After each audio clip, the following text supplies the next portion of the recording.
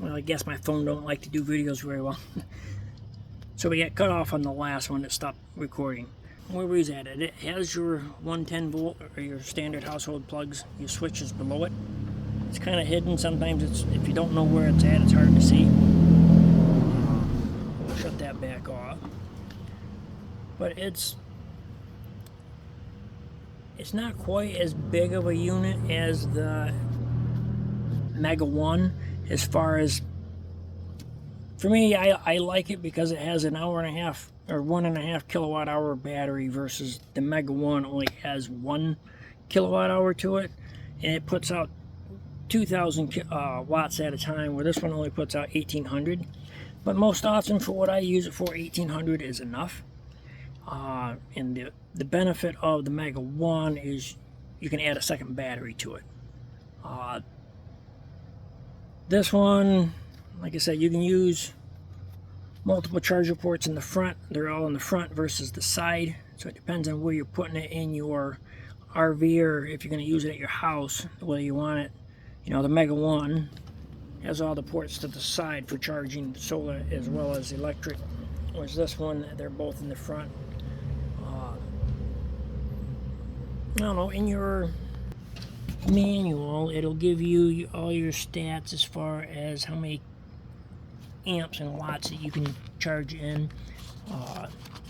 Tells you all your output, and it tells you about your different charging methods.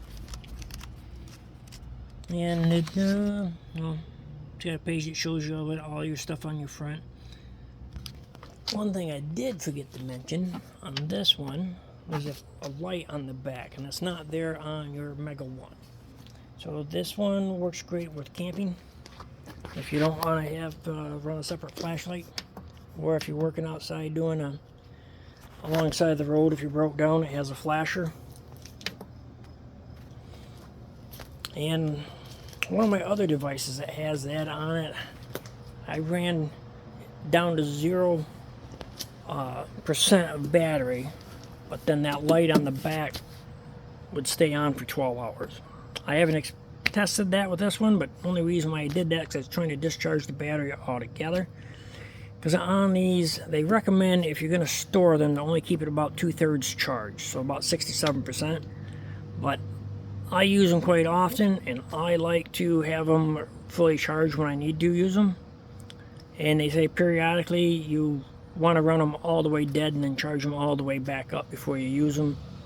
But standard use, you should only use 80% of the battery at a time and then charge back up. With that, they say you have, I think it's either 5 or 10 years. It should be in your manual which it is, but either way, 5 years is a long time to be able to use that every day for 80% of the battery. And for the most part, that's it. It's all pretty simple. There's no splicing that has to be done. Everything's plug and play.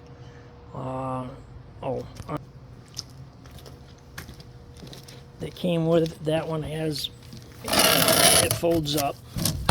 You know, you can make that stand taller or down, and you'll have to play with it. Depends on what part of the country you're going to be stopping to when you go to use it. And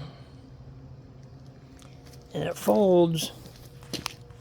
See if I can fold this and hold this at the same time. Take the center tube, so it kind of folds up like that.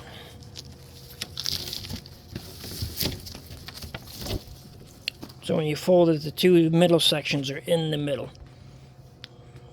I had a mistaken accident of trying to do it where you just fold it in half, and I'm like, well, that's not going to work.